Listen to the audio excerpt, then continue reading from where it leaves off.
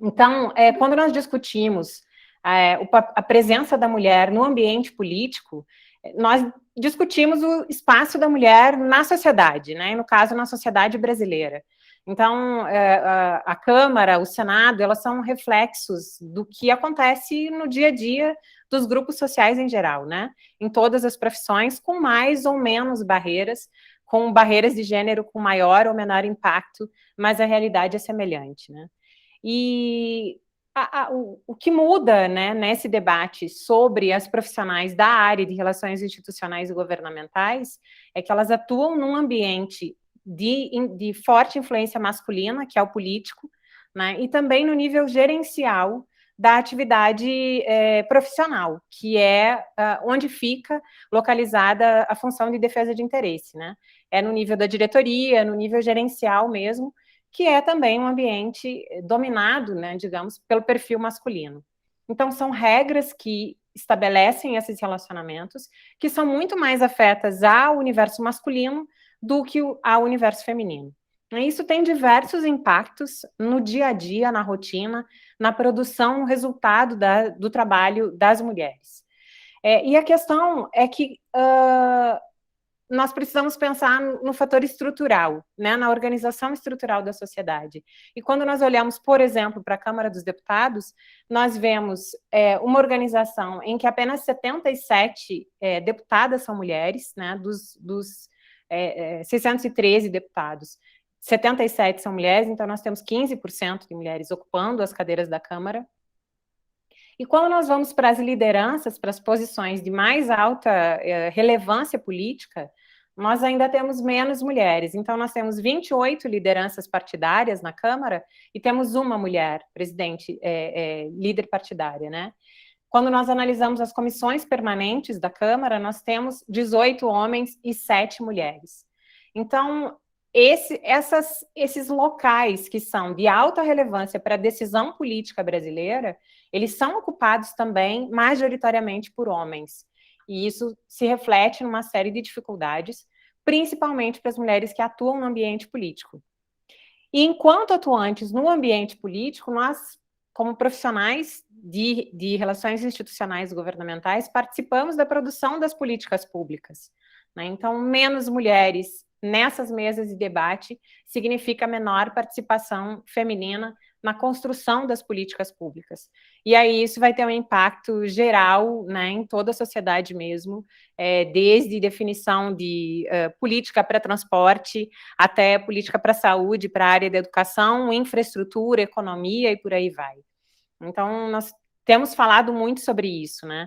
Nós precisamos trabalhar por mais mulheres nos espaços de definição política, porque isso significa mais uma representatividade qualificada, né, feminina e mais equilibrada, portanto, para a construção das políticas públicas que aí vão se refletir no dia a dia de toda a sociedade.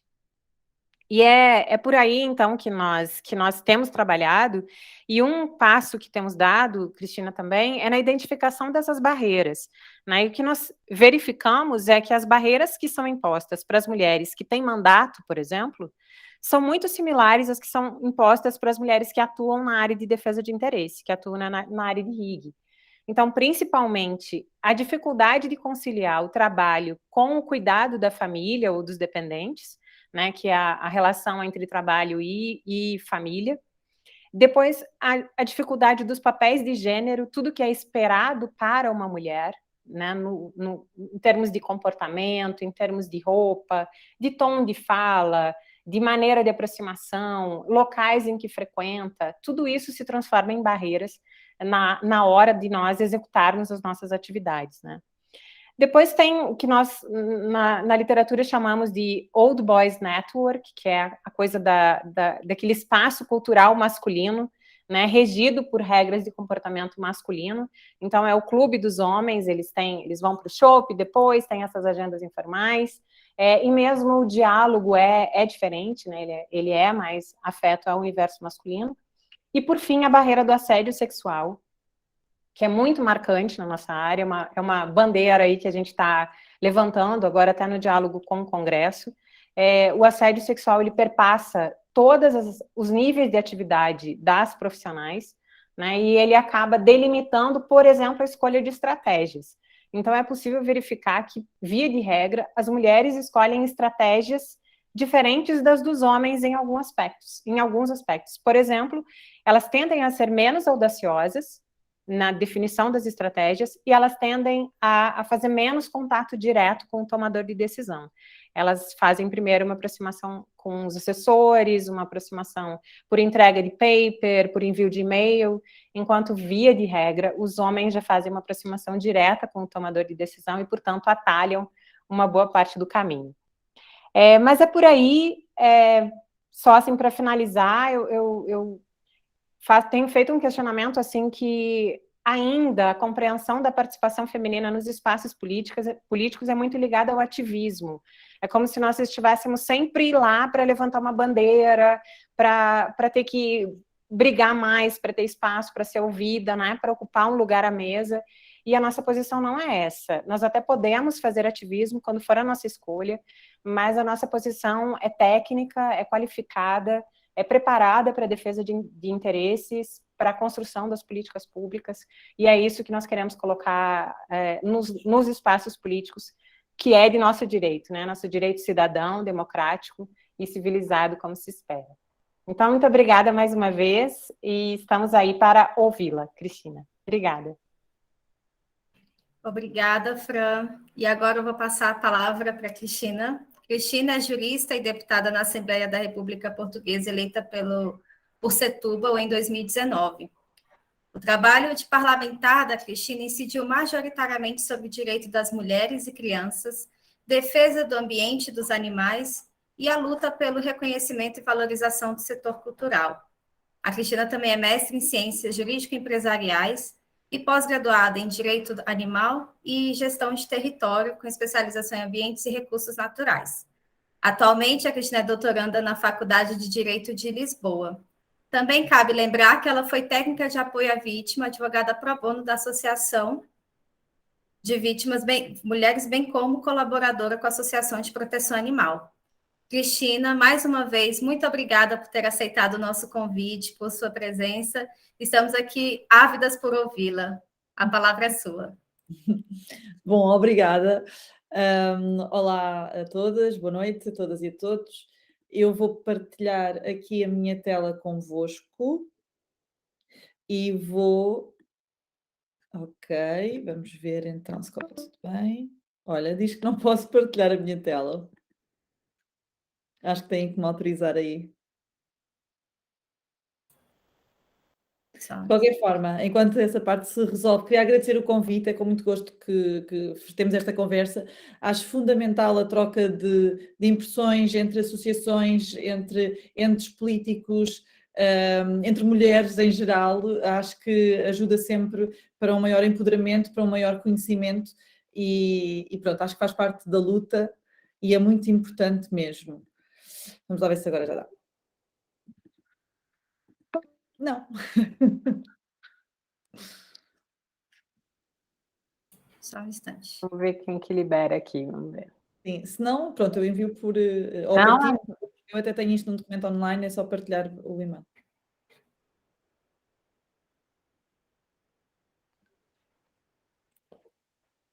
Brenda, você está acompanhando? Acho que você consegue liberar ela aí, porque você que está hospedando o link, ou alguém aí do contato Abrigue? Está liberado já, Carol. Está liberado? Tá. Tenta novamente, Cristina. Não dá. Você pode encaminhar para o WhatsApp, então, para a gente? Que aí a gente tenta colocar aqui agora. Podem-me dizer um e-mail que eu partilho, porque isto é um documento que eu fiz online? Pode. Do Google. Contato. Pode mandar para o contato@abrigue. É mais fácil. Ponha-me no chat, por favor, aqui. Pode ser também. É mais simples. É estranho porque há bocado conseguimos, não sei porque. A gente deu certo.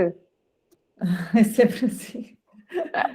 É o normal. Se fosse presencial, seria alguma falha de equipamento. Exato. Certamente. Já partilhei, vejam, por favor, se receberam.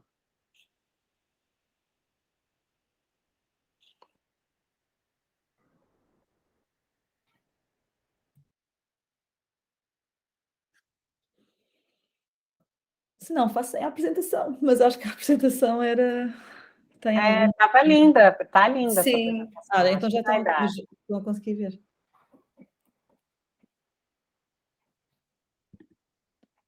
Não, em último caso... Brenda, se você conseguir receber aí, projeta você.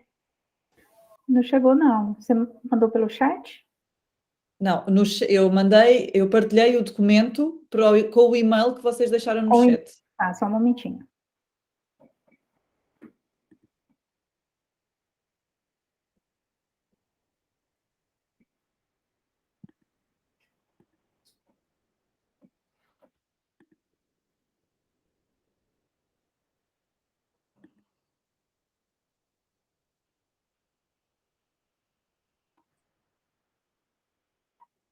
Cristina, você prefere que a gente passe a palavra para a Bia, enquanto a gente resolve a questão da sua apresentação?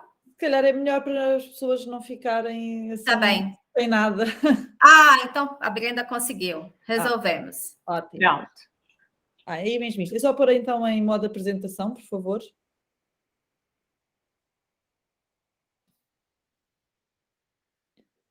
Pronto, eu agora vou pedir que ande para a frente, por favor. Pronto, pode andar mais um.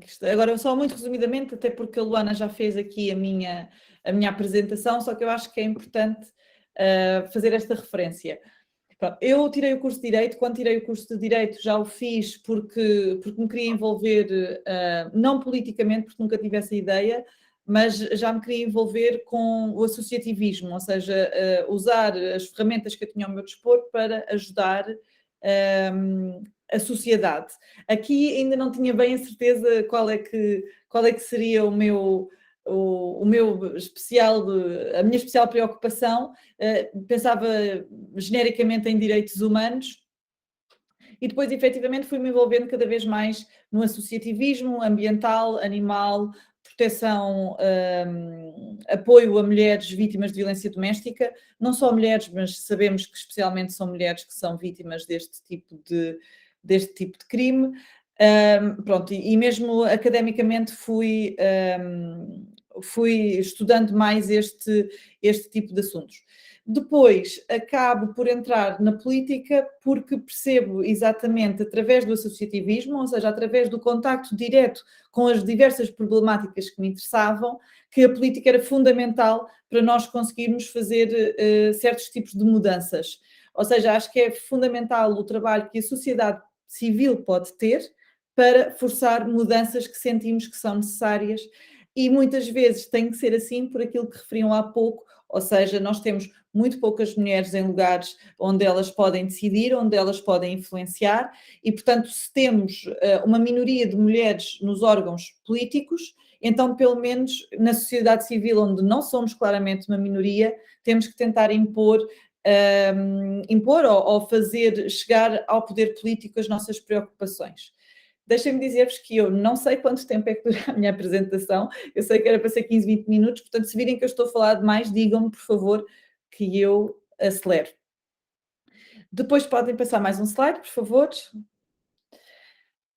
De facto, na Assembleia da República eu tive principal preocupação com a temática das mulheres. E falei disto também recorrentemente, embora não, como é que eu ia dizer, noto que há uma preocupação formal, no sentido de fica bem a todos os partidos políticos dizerem que esta é uma preocupação, a falta de participação das mulheres, mas não vejo de todo uma preocupação material no sentido de alterar o estado das coisas. E, portanto, eu acabei por focar muito a minha atividade neste âmbito, até porque senti que não havia propriamente muito mais pessoas a fazê-lo. Se puderem dar com mais um slide, por favor. Pronto, depois isto aqui é só para terem uma noção, eu durante este último ano e meio apresentei 106 iniciativas legislativas, destas 36% dizem respeito a direitos humanos. E eu digo direitos humanos porque é uma questão de igualdade, mas elas essencialmente dizem respeito a assuntos relacionados com os direitos das mulheres. Depois, porque é que eu também acho isto importante? há aqui uma questão que eu sinto, ou seja, a minha apresentação misturou um bocadinho aquilo que é o meu trabalho profissional com a minha experiência pessoal também. E aquilo que eu sinto é que há mais obstáculos, não só às mulheres chegarem aos cargos políticos, como depois, estando neles, conseguirem transmitir a sua mensagem. Tanto do ponto de vista dos pares, como do ponto de vista também dos mídia, ou seja, do jornalismo. Eu a seguir já vou mostrar depois uma imagem que acho que também é importante. Mas para vos dar uma ideia, eu sou deputada, mas tornei-me uma deputada não inscrita, é um deputado que abandona o grupo parlamentar pelo qual foi eleita e acho que para além de mim e de outra deputada nesta legislatura, só mais uma mulher se tornou deputada não inscrita desde todo o período de democracia que nós temos, ou seja, desde a década de 70. E só este ano, em que 2 mulheres se tornam deputadas não inscritas, é que houve uma alteração ao regimento da Assembleia da República para lhe retirar quase todas as possibilidades de intervenção. Ou seja, enquanto tivemos homens a ser deputados não inscritos, nunca foi problema. A partir do momento em que tivemos mulheres, deixou de ser necessário assegurar os direitos de intervenção, tal como aos restantes deputados. E pronto, não tenho, obviamente, uma prova de que foi o facto de sermos mulheres que ditou estas alterações. No entanto, não deixa de ser factual que nunca foi problemático antes e passou a ser problemático depois destes 2 últimos anos em que aconteceu isso com 2 deputadas mulheres. Se puderem andar então mais um slide, por favor. Pronto, este slide diz respeito, portanto, a Portugal. E porque é que eu acho que isto é importante? Ou seja, há uma subrepresentação muito grande também nos mídia. Ou seja, em termos de comentadores e especialistas, apenas 10% são mulheres. As mulheres continuam sem ser chamadas para, na televisão, nos jornais, escreverem sobre assuntos que digam respeito às mulheres ou que digam respeito a outra coisa qualquer. O facto é que a opinião das mulheres continua a ser subvalorizada quando comparada com a opinião dos homens. A mesma coisa em relação aos apresentadores dos telejornais. E por fim, eu acabo por achar piada, embora não tenha graça nenhuma, é que só quando se trata de narradores, portanto as pessoas que fazem a voz off quando a notícia está a passar, é que nós temos aqui um bocadinho mais, ao que aumentamos aqui em relação aos homens, são mais mulheres do que homens. Mas, ou seja, só há predomínio quando não aparece fisicamente a pessoa, é apenas a voz. No fundo, parece que nós ainda estamos aqui a ocupar, e estamos, na verdade, um espaço que não é de origem, digamos assim, feminino, e, portanto, parece que ainda há muita dificuldade em deixar entrar e deixar as mulheres ocuparem este espaço. Porquê é que eu acho que isto é relevante? Isto é relevante porque depois também nas decisões editoriais, na forma como os assuntos abordados, ainda tem uma visão masculina e não feminina. E, portanto, quando nós estamos a tentar fazer política que diz respeito mais especificamente às mulheres, não é um assunto que seja prioritário nem debater nos órgãos de decisão política, nem propriamente debater no âmbito mediático, no âmbito dos mídia. E depois, em relação à questão do próprio deputado, digamos assim, não sei como é que será no Brasil, possivelmente julgo que não seja muito diferente, mas no fundo aqui as pessoas têm uma tendência maior ou têm mais confiança se tivermos ou um jornalista ou um deputado que seja homem, que seja branco, que seja hetero, que seja de meia idade e, portanto, esta é a figura de confiança do eleitor e do espectador e, portanto, deixa de fora uma grande parte da nossa sociedade, digamos assim. Puderem andar mais um slide, por favor? Pronto, isto foram algumas das iniciativas legislativas que eu consegui aprovar, ou seja, apesar de tudo, algumas são projeto de lei, outras são projetos de resolução. Os projetos de resolução são recomendações apenas.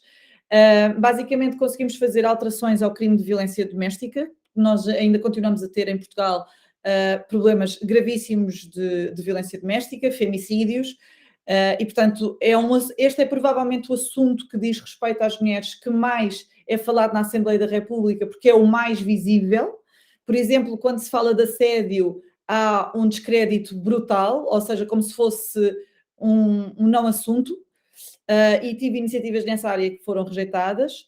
Depois foi finalmente reconhecido o estatuto de vítima para as crianças, ou seja, uma criança que crescesse num âmbito de violência doméstica não era considerada vítima.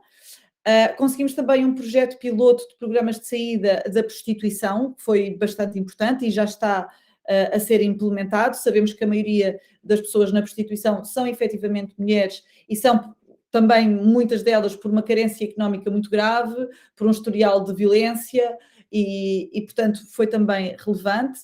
Depois tivemos aqui medidas de combate à pobreza menstrual, criação de centros de abrigo para a comunidade LGBTQI+. Pronto, isto são assuntos que julgo que depois podemos falar um bocadinho mais à frente. Se puderem andar mais um slide, por favor. Pronto, este aqui eu não vos vou ler tudo e acho que também não devem conseguir ver muito bem porque são muitas, mas isto foram todas as propostas que eu dei entrada que dizem respeito às mulheres mais em particular e vão desde direitos no parto e na gravidez, por exemplo, o combate à violência obstétrica, que era um assunto que não era de todo debatido em Portugal e que agora é, mas que tem muita resistência, é uma das formas mais antigas de violência contra as mulheres e uma violência muito normalizada. Passa por... Sim? Se calhar foi algum micro que não estava ligado. Depois temos um problema muito grave aqui também com a violência sexual relativamente ao crime de violação e como os tribunais ainda continuam a ser extremamente machistas nas suas decisões. Ainda há muito pouco tempo tivemos uma decisão em que um polícia estava a ser acusado de violação de uma pessoa que estava detida, uma mulher que estava detida, e o tribunal considerou que não tinha havido violação porque a vítima tinha provocado o arguido. E, portanto, nós ainda temos muito este tipo de decisões, e isto para dizer que o machismo é sistémico, está internalizado e vai desde quem vota, quem faz as leis, e depois a quem aplica também as leis. Mas pronto, se pudermos passar mais à frente. Pronto, eu destaquei 3 iniciativas legislativas que fiz, porque acho que dizem mais respeito à questão da falta de oportunidades das mulheres. Ou seja, nós temos um problema de pobreza menstrual, que é um problema que afeta também muito o Brasil, pelo menos há vários dados relativamente a isto no Brasil, mais até do que se calhar cá em Portugal.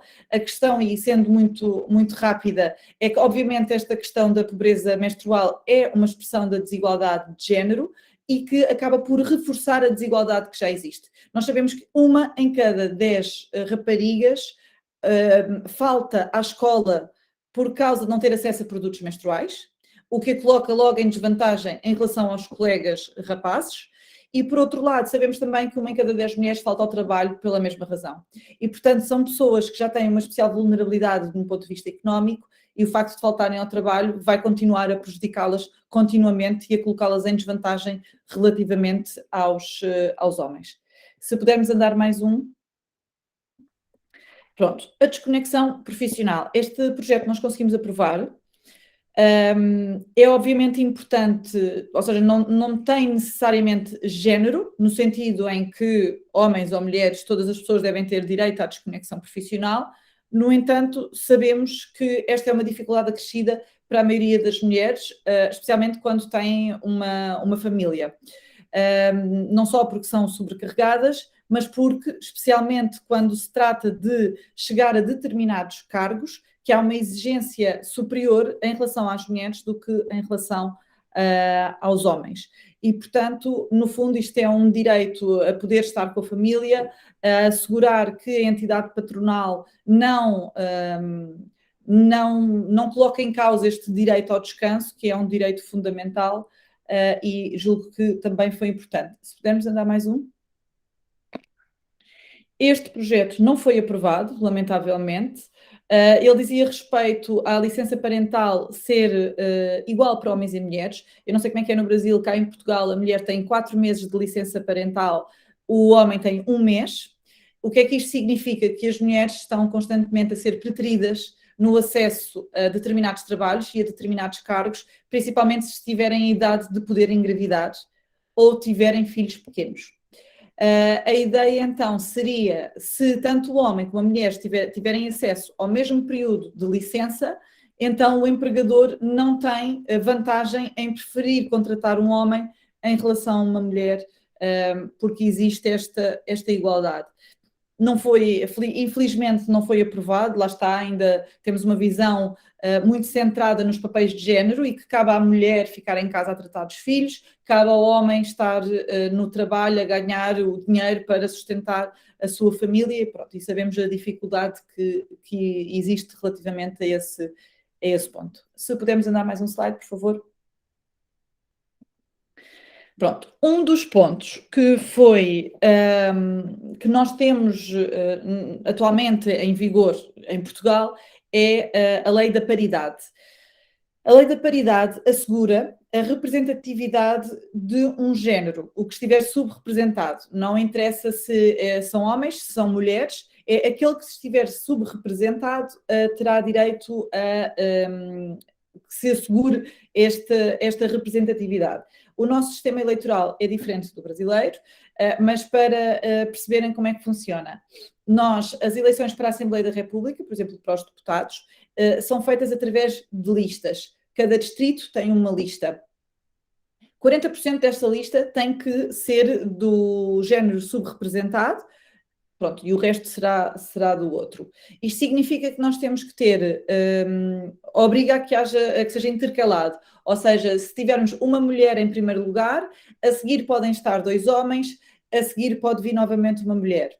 Ou seja, nunca podemos ter 3 vezes uma pessoa do mesmo género, para assegurar esses 40% e para assegurar de alguma forma que há mulheres também nos primeiros cargos.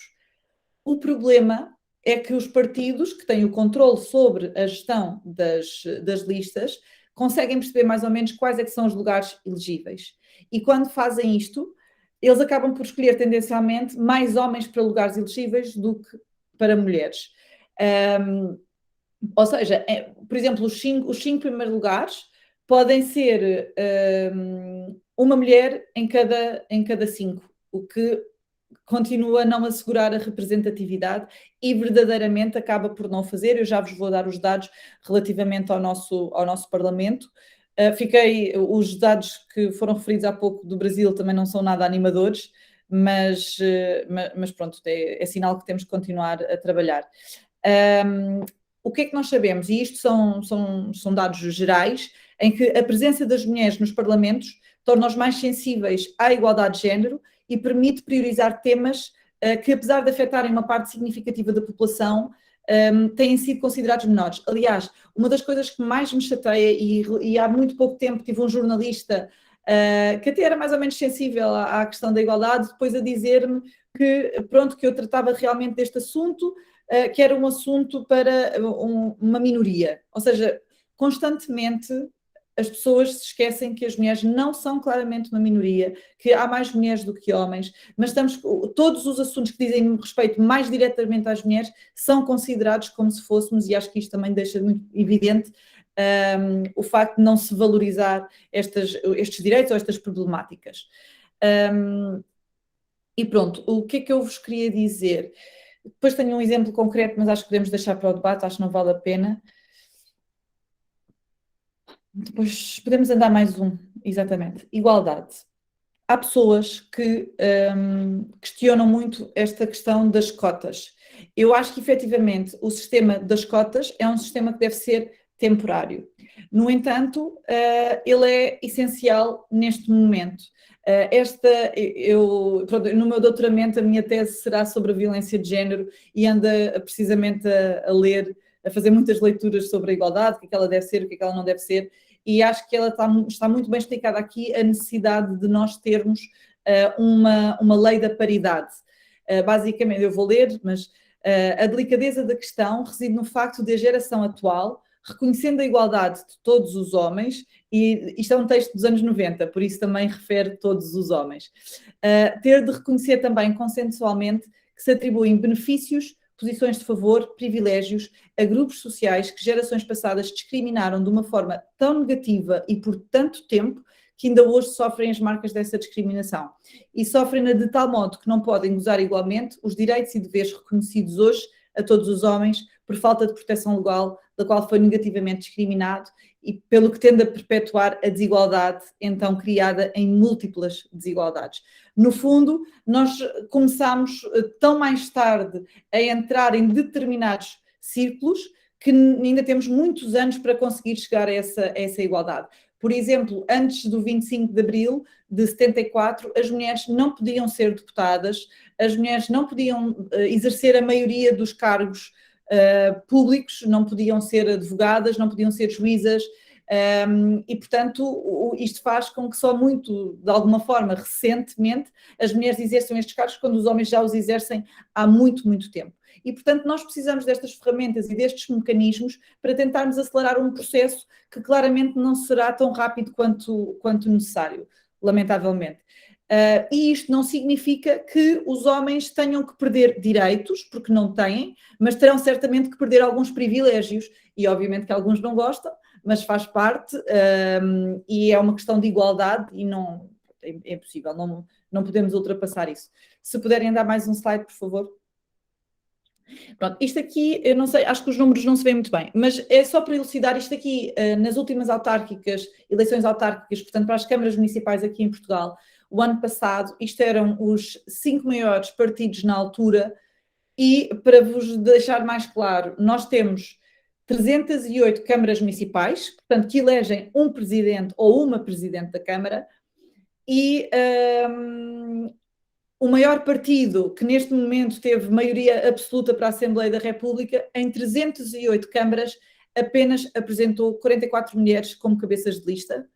O segundo maior partido, em 308, apresentou 31 mulheres candidatas. Ou seja, é evidente, é muito evidente que não há a atribuição de oportunidades a mulheres e homens da mesma forma. Porque estes partidos têm milhares e milhares de filiados, é impossível que não haja mulheres que não sejam competentes, que não tenham capacidade e que não pretendam, simplesmente não lhes é dada essa possibilidade. E no final de contas tivemos 29 mulheres presidentes de Câmara em 308. E, portanto, continua a haver ainda muito poucas oportunidades nesta matéria e note-se que a lei da paridade foi cumprida. Ou seja, a lei da paridade é importante, a lei da paridade não está a ser suficiente para, ou pelo menos na formulação que ela tem atualmente, não é? Para cumprir o seu objetivo essencial. E, portanto, do meu ponto de vista, ela tem que ser revista. Se pudermos passar mais um slide. Brenda? Pronto, isto aqui é uma senhora que é Presidente de Câmara, ela tem 43 anos e pronto, isto foi nas últimas autárquicas, eu não sei se ela se mantém por acaso. No fundo ela isto é uma entrevista que ela dá e ela fala da sua experiência pessoal. E basicamente ela diz que não, e isto aqui leva-nos um bocadinho também para a importância da desconexão profissional, que tem que ser assegurada a todas as pessoas e a todos os agentes, independentemente daquilo que eles estejam a fazer e dos seus cargos, mas basicamente ela diz que se não tivesse o apoio da família, ela não conseguiria exercer o cargo, porque basicamente é o marido que a ajuda todas as noites a tomar conta dos filhos, que os deita, que lhes dá jantar, ela consegue apenas jantar em casa uma vez por semana. E, portanto, se formos a ver, isto é absolutamente impossível para a esmagadora maioria das mulheres. E, portanto, deixa muito evidente por que razão também muitas mulheres, sendo capazes, não se chegam à frente porque não têm o apoio familiar que esta pessoa em particular tem. Podemos passar mais um slide, por favor? Pronto, estes dados, temos aqui dados de Portugal e temos aqui dados em geral da ONU. Segundo a ONU, 75% dos assentos em parlamentos são ainda ocupados por homens, portanto, no mundo todo, e estima-se que será necessário meio século para atingir a paridade. E, portanto, uma vez mais, eu acho que nós devemos fazer aquilo que tiver ao nosso alcance para acelerar este processo. Infelizmente, as mulheres na política continuam ainda a ser vistas como menos competentes que os homens, são necessárias as cotas, para que as mulheres consigam ter acesso mais igualitário a cargos políticos. Também aqui mesmo os órgãos de comunicação social têm um papel importante, porque eles continuam a descredibilizar muito o trabalho das mulheres deputadas ou presidentes de Câmara em relação aos homens, e por outro lado, nas redes sociais também existe uma diferenciação no tratamento de homens ou mulheres políticos, e nomeadamente o tipo de comentários que são feitos a mulheres na política são muito mais de índole sexual, muito mais relativamente à sua imagem, muito o comentário que é burro ou que coloca em causa a sua competência. Em relação aos homens, sim, nós sabemos que nas redes sociais há todo o tipo de comentários negativos, mas não se focam tanto neste tipo de circunstâncias. Pronto. Depois, em relação a Portugal, no Parlamento, nós neste momento temos menos de 90 deputadas, as mulheres ocupam 36% dos lugares no Parlamento, deveriam ocupar 50%, estamos nos 36%. Já disse das autarquias, e dos 24 partidos políticos que nós temos em Portugal, apenas 3 são encabeçados por mulheres, portanto, todo o resto são homens. Se pudermos passar mais um, por favor. Pronto, a importância do lobby político. Efetivamente, nós em Portugal também não temos ainda a regulamentação do lobby. Mas pronto, é de facto fundamental. Isto foi uma iniciativa da qual eu também fui subscritora, que não passou. Eu já vos vou explicar um bocadinho qual é que era o objetivo. Na verdade, muito poucos países na Europa têm esta regulamentação do lobby. Temos, por exemplo, a Áustria, a Irlanda e a Lituânia, que têm essa regulamentação. Depois temos a Polónia e a Hungria, que embora tenham regulamentação, não têm quaisquer tipo de sanções para o incumprimento, ou seja, também acaba por não tem o mesmo efeito, não é? Quando sabemos que não há sanções, as pessoas não ligam muito. Se pudermos passar mais um, exatamente. Pronto, os objetivos do projeto de lei eram tomar medidas tendentes a garantir uma maior transparência do sistema político e da administração pública, garantir um maior envolvimento dos cidadãos na vida pública, que para mim isto é das coisas mais importantes e fundamentais que nós podemos ter, garantir um combate eficaz dos fenómenos de corrupção e de tráfico de influência, garantir mecanismos que assegurem uma maior imparcialidade e um total de compromisso com o interesse público no exercício dos cargos públicos. Nós fizemos alguns estudos aqui em Portugal que indicam que Portugal é o país onde existe uma maior percentagem de cidadãos, no caso são 34, que não têm qualquer interesse em política. Ou seja, mais de 1/3 dos cidadãos não quer saber do que é feito na Assembleia da República ou nas câmaras municipais e que acaba por ter um efeito direto na sua vida. Para além disso, a nossa Constituição também assegura que os cidadãos devem ter o direito de participar politicamente, mas depois verdadeiramente não existe um incentivo a que isso aconteça. Não é fácil apresentar, organizar petições, iniciativas legislativas de cidadãos e, portanto, acho que também deste ponto de vista, para aproximarmos as pessoas da política, e no caso as mulheres dos fóruns de interesse, precisamos também desincentivar e acho que isso está em falta. Se pudermos andar mais um slide, por favor. Pronto, isto materializava-se basicamente em haver listas de lobistas, portanto, haver aqui um registro, no registro de transparência e representação de interesse e de lobbies, onde depois as entidades públicas iriam fazendo o registro público, obviamente, destes contactos. Esta lei acabou por não passar, os 2 maiores partidos não tiveram interesse, e pronto, não tenho justificação para isso. Se pudermos andar mais um slide, por favor. Pronto, porque é que estes dados podem não parecer de logo imediatamente relevantes, mas eu acho que são. Basicamente porque 2 estudos que foram feitos, um em 2015, outro em 2019, denotam que há uma associação muito grande à corrupção, ou seja, os interesses que acabam por estar na Assembleia da República são muitas vezes interesses de privados, e os próprios empresários acabam por afirmar a importância de terem contactos com os entes políticos. Porquê que o lobby é relevante? Primeiro porque obviamente ajuda a reduzir a corrupção, que nós sabemos que tem um impacto muito grande na sociedade, em termos políticos, sociais e económicos.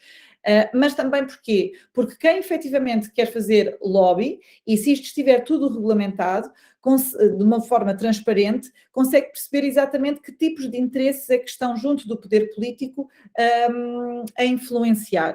E no que diz respeito a este ponto em particular, sabemos, por exemplo, que no mundo empresarial, que é um mundo que tem um forte impacto, ou que tem uma atividade muito forte de lobbying, não são propriamente as questões relativas às mulheres que são prioridade. E, portanto, isto pode possibilitar uma maior transparência, também um maior combate neste tipo de situações e pode ajudar a ajustar as estratégias para chegar ao poder político. Depois podemos andar mais um slide, por favor. Pronto, nós em Portugal, não tendo o registro, portanto, não tendo a regulamentação, temos uma associação, que é a Plataforma Portuguesa para os Direitos das Mulheres. Eu não sei se vocês têm contactos com elas, mas acho que podia ser muito, muito interessante. Elas fazem um trabalho muito importante no nosso país. Elas acabam por...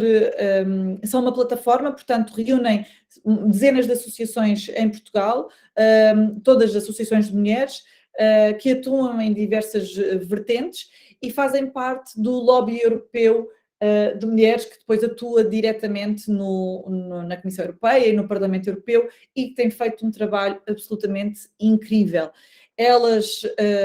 A plataforma foi uma das associações fundadoras do lobby europeu, começaram com 12 e neste momento são 2.000. Ou seja, é muito significativo ao nível da cooperação que existe na Europa relativamente a estes temas. Depois o que elas acabam por fazer é prestar apoio às associações no âmbito nacional. Por exemplo, foi muito importante o apoio prestado ano passado à Espanha para a aprovação da Lei de Igualdade de Género, e portanto foi um trabalho conjunto das lobistas, basicamente de todos os países, para se conseguir dar mais este passo em Espanha, e portanto há um trabalho articulado e que eu acho que é muito importante de cooperação entre as associações. Para além disso, obviamente que influenciam na aprovação de planos europeus de combate à violência de género, à violência doméstica, diretivas, portanto, fazem um trabalho muito importante e acho que deixam evidente a importância do lobby nesta matéria relativamente aos direitos das mulheres.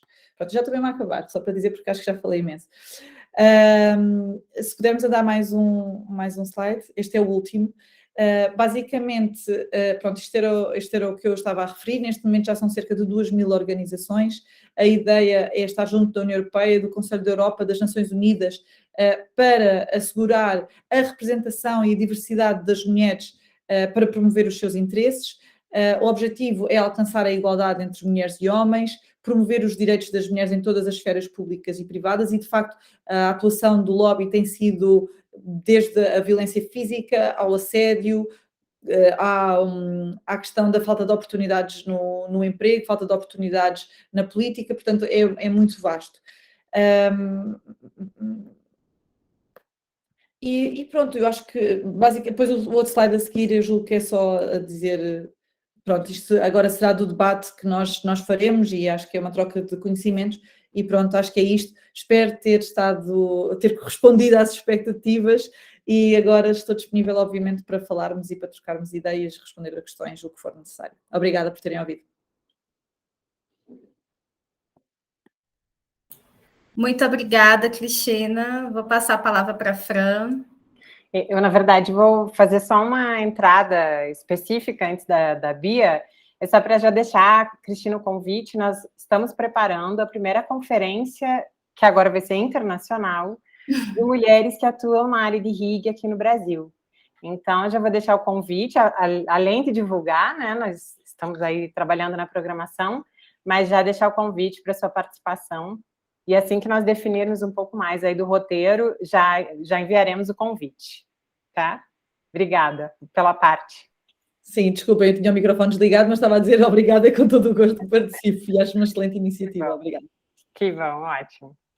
Obrigada, Fran, obrigada, Cristina. Essa discussão ela é muito ampla, né? Mostra que, às vezes, a gente pensa que as mazelas elas são apenas na nossa casa, mas elas são muito maiores do que aquilo que a gente pensa, e essa exposição foi bastante importante para mostrar isso para a gente. E aí, para dar esse fechamento com chave de ouro, eu vou convidar a Bia Nóbrega. A Bia ela é diretora de Assuntos Legislativos do Instituto Cidadania Digital, diretora da ABRIG, onde coordena o Comitê de Regulamentação do Lobby, e entre 2020 e 2022 foi presidente do Instituto Livre Mercado e secretária executiva da Frente Parlamentar pelo Livre Mercado. A Bia também, ela foi responsável pela ação política do Livres e Brazilian Associate Affairs do Centro de Escolha do Consumidor, organização de defesa da liberdade do consumidor presente em vários países. Além de tudo isso, a Bia ainda foi parlamentar e assessora executiva de Relações Institucionais e Imprensa da Embratur. Bia, muito bem-vinda e obrigada por sua presença. Obrigada, Luana. Obrigada a todos que estão aqui. Obrigada pelo convite, Fran. É sempre um prazer a gente poder estar aqui no ambiente da Abrig, sendo acolhidas e discutindo a nossa realidade. E também, quando a gente fala do espaço feminino e a gente para analisar tecnicamente mesmo, a gente vê o que a gente perde quando a gente não cria esse espaço pensado para a mulher.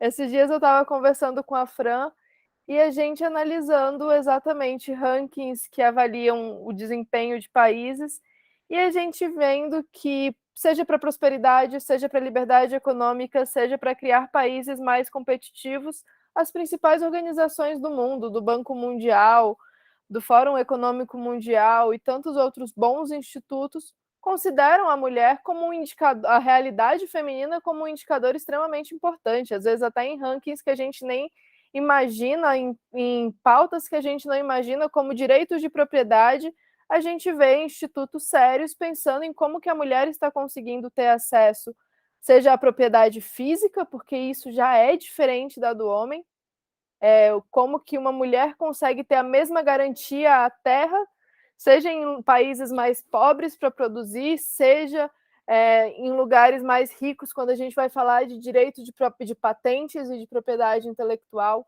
A gente vê em toda essa questão voltada à sociedade, como que ela pode prosperar, um vínculo muito direto a como que a mulher está sendo realmente incluída, seja no ambiente econômico, seja no ambiente social. E eu acho que isso traz muito aquilo que a gente já falou, que tanto a Fran como a Cristina falaram com maestria, de nós não estamos pensando políticas para mulheres porque não há mulheres o suficiente na política. E dentro disso, a gente vê a mesma coisa no nosso ambiente de relações governamentais e dos desafios que a gente passa como profissional e que a gente também precisa pensar quando a gente está falando em como que eu crio um ambiente melhor, como que eu crio um ambiente de regulamentação da atividade de lobby, mas que ao mesmo tempo respeite essa defesa e pense também em como que a gente consegue direcionar a política pública para a mulher. E é com essa provocação que eu nem vou me estender muito para a gente conseguir ter esses 10, 15 minutos de conversa aberta aqui. E queria agradecer de novo. Obrigada, Bia, pela sua exposição. E agora estamos abertos a perguntas. Então, abram seus microfones ou mandem no chat. Eu vou abrir aqui as perguntas. E eu gostaria de saber, Cristina, se além de... Vimos que temos algumas legislações de paridade de gênero. Existe também, dentro do parlamento, e essa é uma dúvida minha, algum tipo de legislação de paridade racial também? Porque, mais do que políticas públicas para as mulheres pretas, elas também sofrem muito mais. E eu imagino também que em Portugal tenha problema de xenofobia, imigrantes. Então, existe alguma política relacionada a isso dentro do parlamento? Bom, em relação a isso não há rigorosamente nada. Nada. É lamentável. Ou seja, nós temos a questão da subrepresentação de mulheres e depois dentro destas a questão da interseccionalidade é completamente esquecida. Ou seja, ainda estamos muito longe de ter uma visão mais completa do que é que deve ser esta igualdade e de que forma ela se deve ser mais realista, no fundo, não é? Pronto. Nós, para vos dar um exemplo, se eu não estou em erro, nesta legislatura existe apenas um único deputado negro em 230, ou seja, que não representa minimamente a nossa população, porque é muito diversa, e, portanto, há também uma subrepresentatividade muito grande nesse âmbito. Obrigada. Mais alguém? Carol, Fran, Bia? Eu tenho várias, mas eu costumo me deixar para o final, porque senão eu domino aqui. Eu tenho algumas. Se ninguém for falar, eu entro. Eu acho que a Tassira quer perguntar, quer falar. Tassira, eu estou olhando a sua cara, acho que quer fazer uma consideração. Primeiro, parabenizar, Luana, a iniciativa, realmente muito bom a gente estar trocando essa experiência. E a minha curiosidade, Cristina, é para saber um pouco sobre como você percebe o ambiente para as mulheres que trabalham com política sem mandato aí em Portugal. Quais as dificuldades que as profissionais de lobby, como nós, têm em Portugal, para que a gente possa fazer esse paralelo com o que a gente vem vivendo aqui? Sim. Aquilo que eu noto, temos duas questões. Há o problema da receptividade das propostas por parte do poder político, não é? E já vos vou dar 2 exemplos concretos em que eu vi que havia essa falta de receptividade. Deixem-me só escrever, porque senão esqueço-me.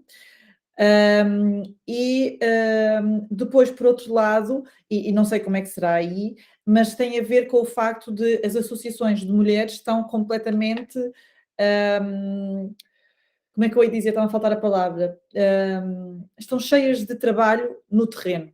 Ou seja, não são tão organizadas, salvo a plataforma, como idealmente elas deveriam estar para conseguirem exercer esse lobby também, mesmo não estando regulamentado, junto da Assembleia da República. Ou seja, o que é que nós temos? Nós temos genericamente as nossas associações estão muito focadas para prestar apoio a vítimas de violência doméstica, prestar apoio a vítimas de violação, prestar apoio a mulheres na prostituição. Portanto, elas estão focadas para aquele dia-a-dia, para a mulher que tem que sair de casa com os filhos, com a mala às costas, e elas não conseguem, ou não têm ainda os meios, a capacidade, e isto também tem a ver com as formas de financiamento das associações cá, que é muito débil, e portanto elas não têm, muitas vezes, estão dependentes de acordos com a Segurança Social, que não são, como é que eu ia dizer, não têm todos os meses o mesmo valor certo a receber, têm que se candidatar, têm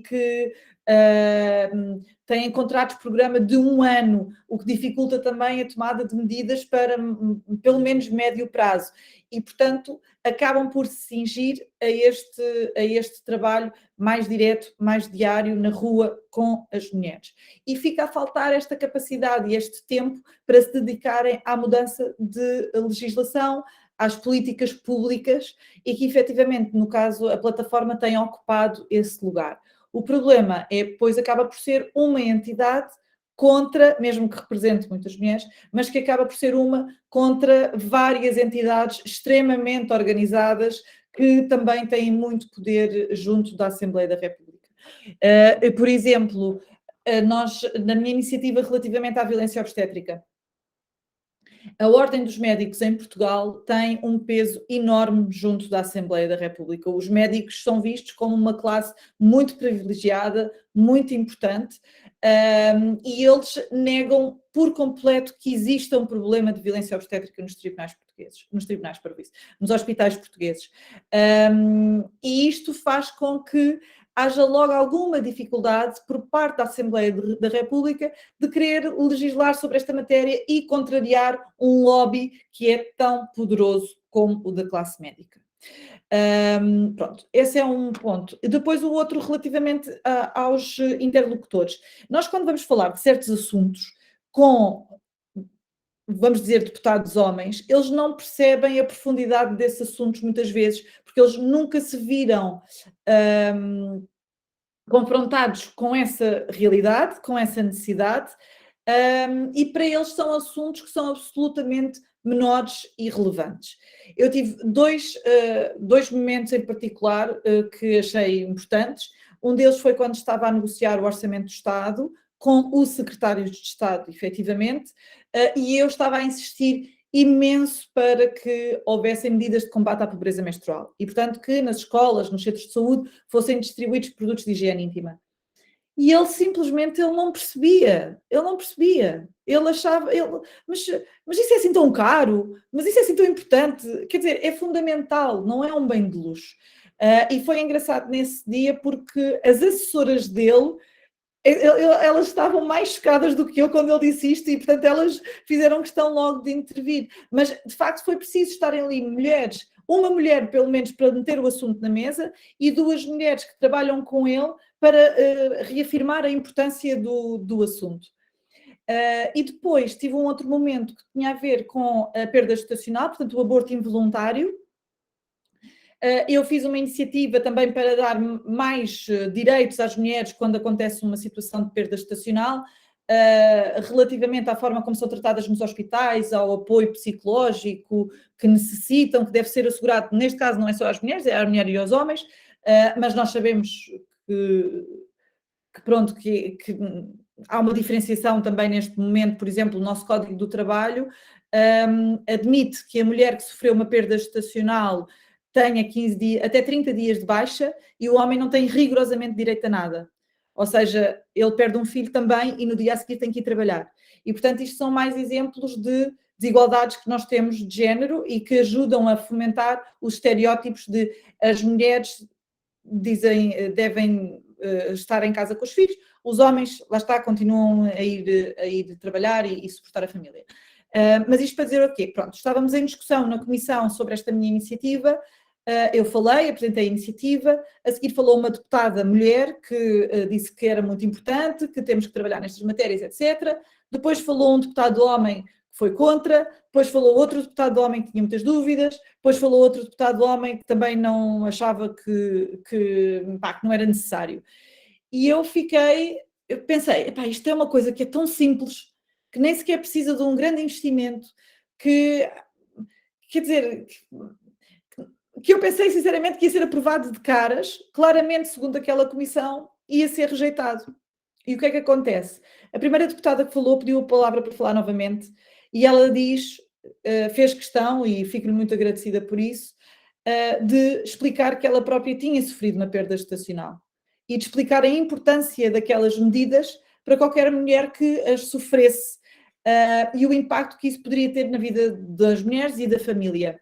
E graças a ela esta iniciativa foi aprovada por unanimidade.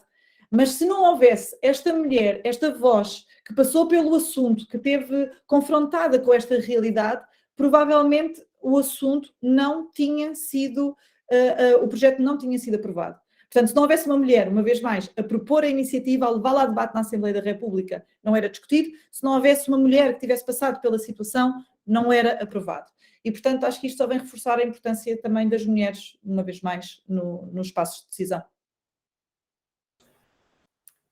Obrigada, Cristina. Nós temos aqui uma pergunta da Flávia Marra, mas antes disso, gostaria de fazer uma observação, que temos uma diferença linguística. Eu fiz a minha pergunta falando de mulheres pretas, e eu sei que em Portugal tem uma conotação negativa, mas aqui no português brasileiro, as nossas mulheres se identificam com esse tipo, com essa palavra. Sim. A Flávia Marra disse que, vou fazer aqui a primeira pergunta dela, que vê muitos casos de emblemático aqui no Brasil de violência de gênero na política, como, por exemplo, foi o caso da Marielle, dentre outros, que mulheres também já sofreram, inclusive, abusos no plenário.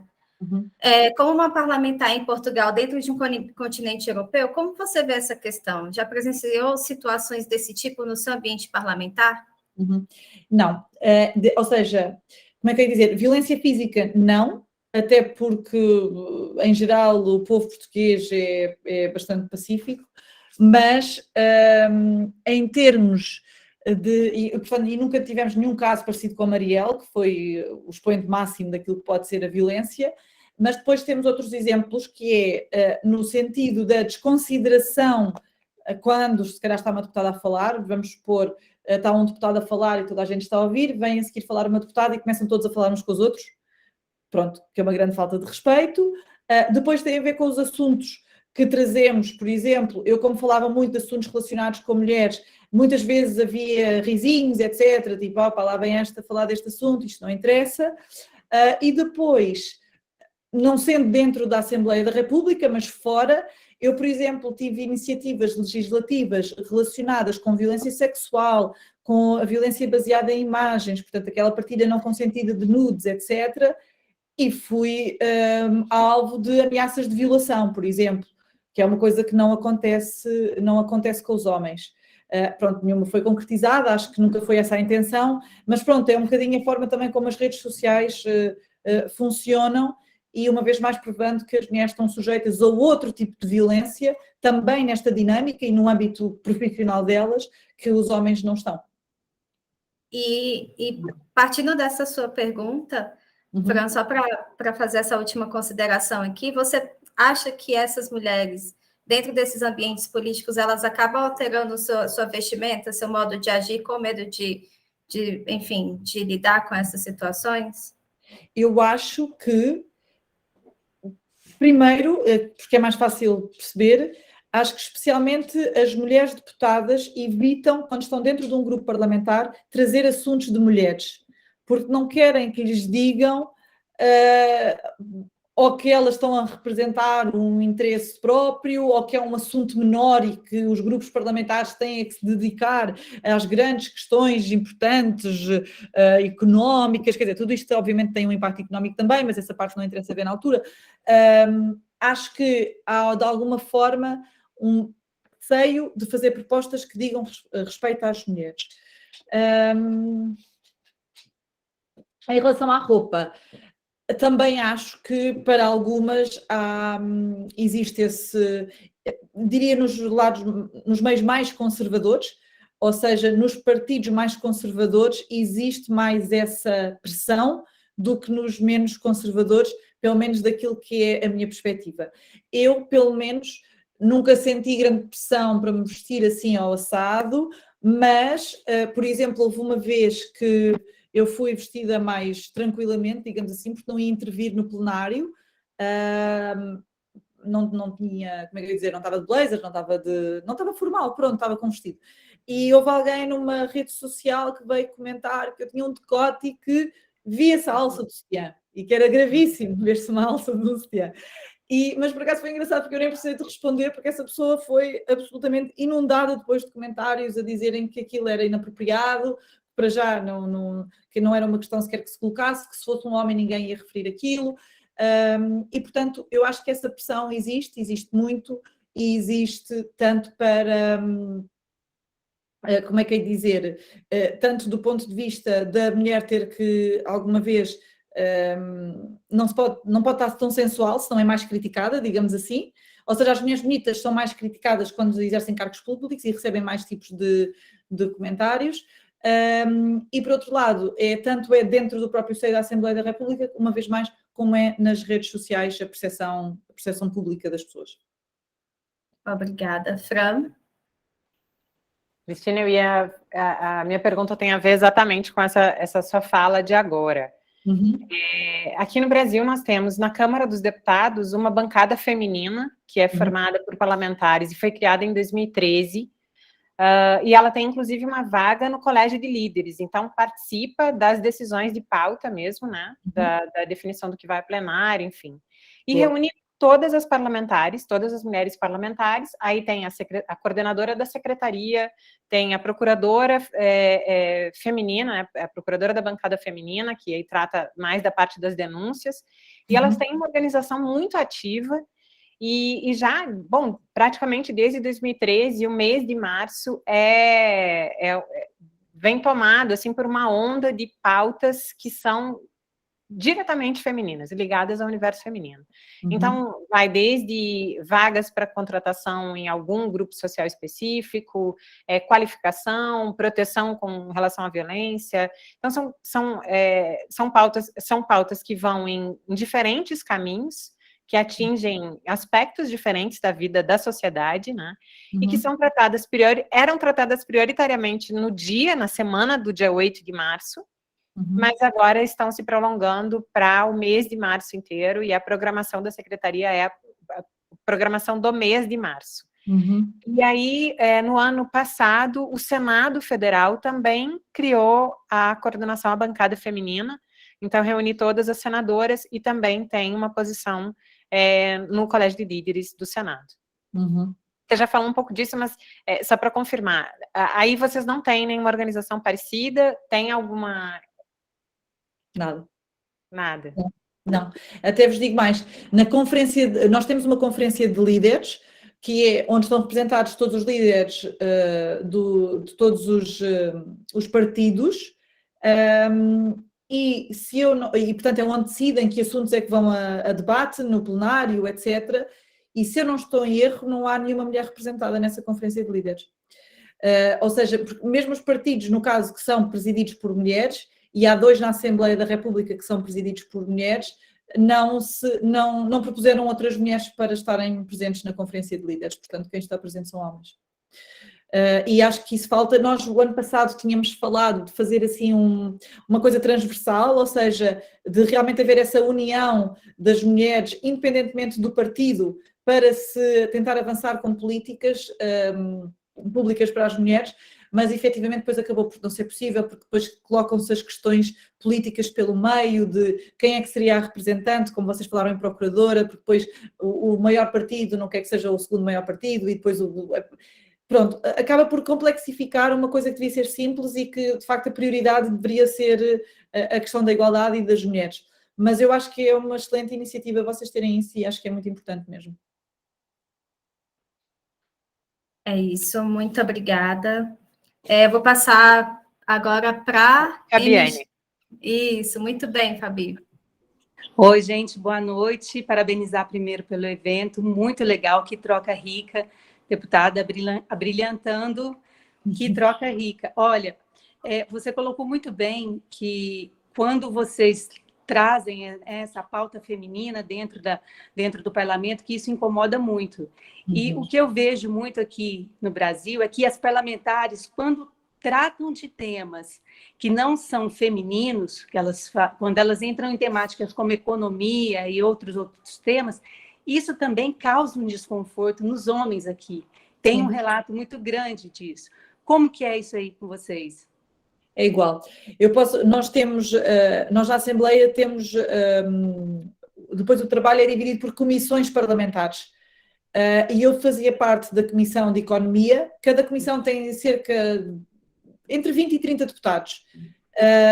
Na Comissão de Economia éramos só 2 mulheres. Eu era vice-presidente, era a única, o resto eram homens. E depois eu fazia parte também da Comissão de Cultura e era ao contrário. Só havia um homem, todas as outras eram mulheres. Ou seja, neste ponto fica muito evidente também os estereótipos de género, ou seja, quais é que são os assuntos que as mulheres podem tratar, quais é que são os assuntos que os homens podem tratar. Tudo o que fosse economia, finanças, defesa nacional, negócios estrangeiros, são comissões repletas de homens. Depois, a educação, a cultura, a saúde, já são muito mais temas em que as mulheres estão mais representadas. Mas pronto, mesmo nestas o ideal era haver paridade, porque a igualdade é sempre fundamental, não é? Ter ambos representados na mesma medida, e também para combatermos esta ideia de que as mulheres é que têm que estar associadas aos temas que digam respeito ao cuidado do outro, ou então às questões culturais que são menos sérias, para não preocupar as mulheres. Pronto, aquele tipo de coisas que nós já sabemos, aqueles estereótipos a que estamos habituadas. Mas desse ponto de vista fica muito evidente mesmo a composição da Assembleia da República. E acho que as mulheres é mais difícil fazerem valer a sua voz depois nesses assuntos e nessas comissões, porque também não lhes é dada praticamente a oportunidade. Eu diria que vem desse desconforto, não é? Que causa. É isso, obrigada, Cristina. E agora eu vou fazer uma última observação da Juliana, aqui antes das considerações finais, já passamos um pouquinho do nosso tempo. Ela trouxe, inclusive, para o nosso grupo, né, um caso que aconteceu e que ela presenciou. Na verdade, aqui no nosso congresso, até o ano passado, as deputadas elas recebiam falta quando não estavam em plenário por licença maternidade, que é um absurdo. Então, quem levantou essa bola foi a deputada Thalira Petroni, e hoje já é tratado de maneira diferenciada. E a Juliana presenciou na semana passada o caso de uma estagiária que acabou tendo de ser desligada porque precisou se ausentar mais cedo para levar o filho ao hospital. E a partir das nossas discussões podemos perceber que em Portugal também não é muito diferente. Aconteceu já algum caso de alguma parlamentar ter saído em licença maternidade? Existe alguma previsão disso dentro do parlamento? Sim, nesse caso é igual a qualquer trabalhadora. Portanto, a deputada que tenha que se ausentar por razões de gravidez, portanto, tem direito a uma licença de 4 meses, remunerada, e ela é substituída pela pessoa que estiver a seguir na lista, portanto, de candidatura. Quando ela terminar a licença, ela retoma o seu lugar exatamente igual. Portanto, desse ponto de vista, está tudo bem. A questão é que aqui o cargo é eletivo, portanto, a pessoa, depois o mandato é pessoal e, à partida, colocaria esta pessoa numa maior vantagem. Mas depois tem o problema das candidaturas serem escolhidas pelos partidos políticos, que depois também regem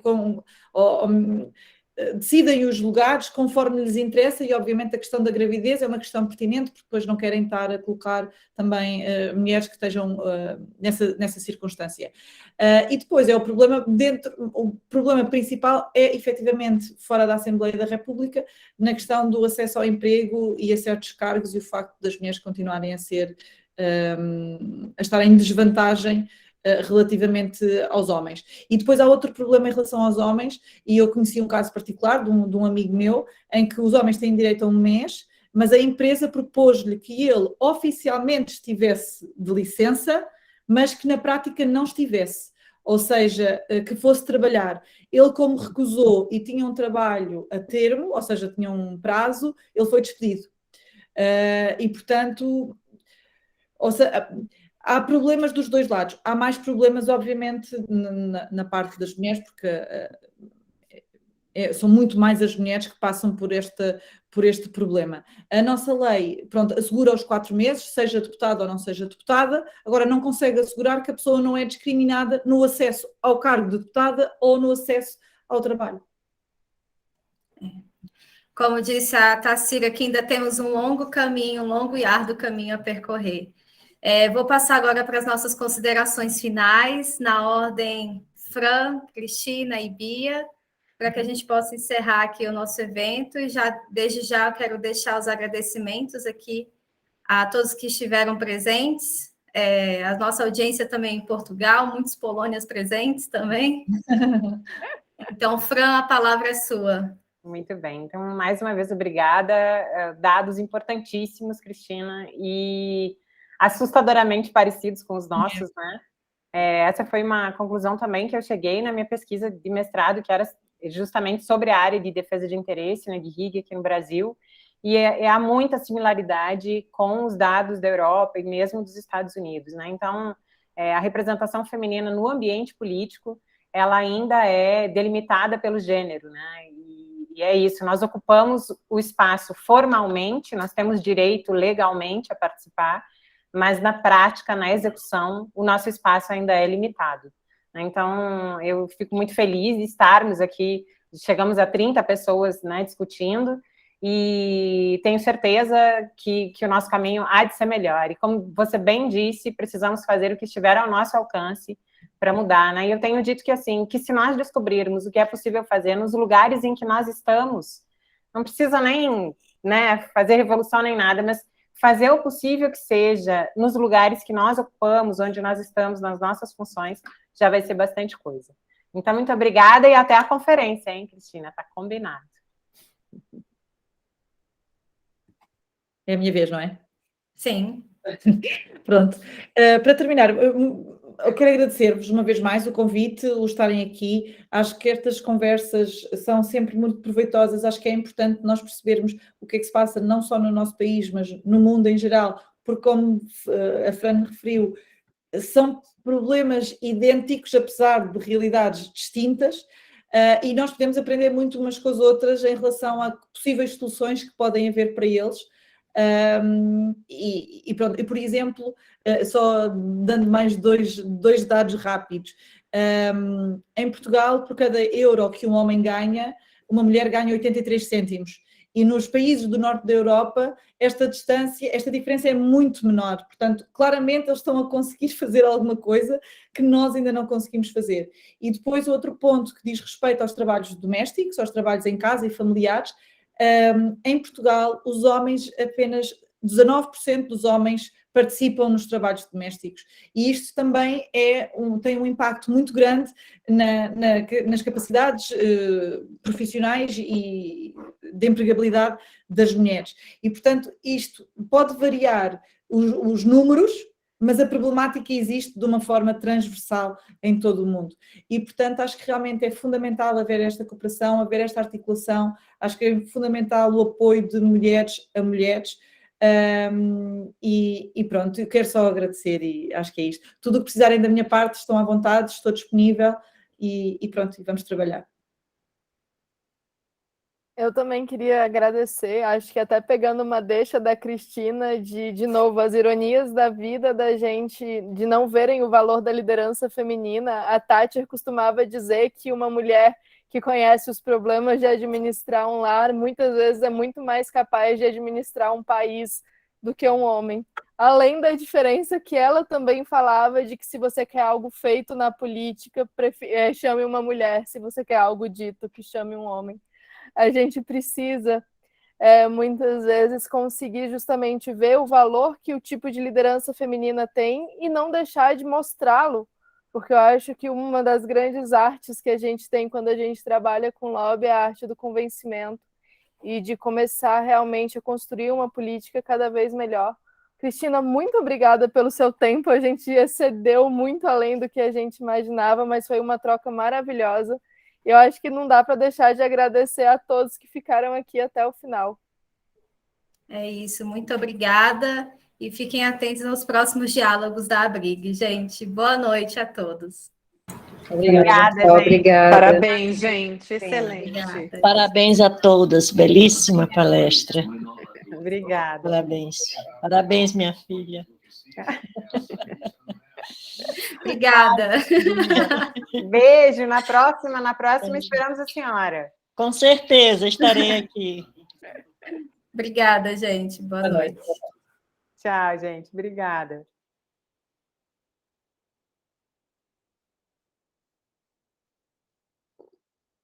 Ó, aí tem um mor também, ó, Luana, tá vendo? Viu? Temos um mor também. Muito bem.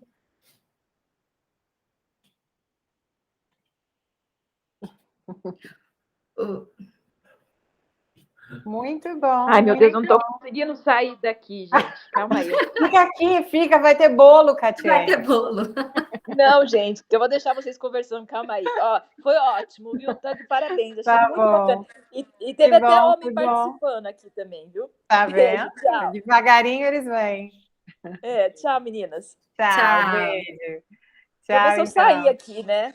Oh, meu Deus do céu. Tchau, Lu. Falamos depois. Tchau, pai. Bom que ficou gravando aí o finalzinho. Prazer. Tchau.